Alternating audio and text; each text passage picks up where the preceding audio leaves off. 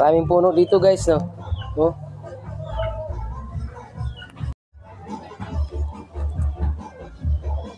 Ayan guys, magandang hapon po sa inyong lahat.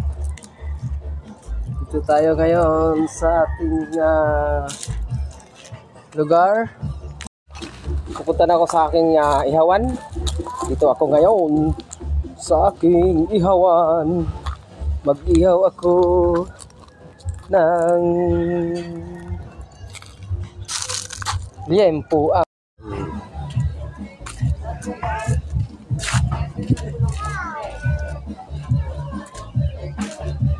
Dito ako ngayon sa aming lugar, sa Pingkian. Wala akong pasok ngayon.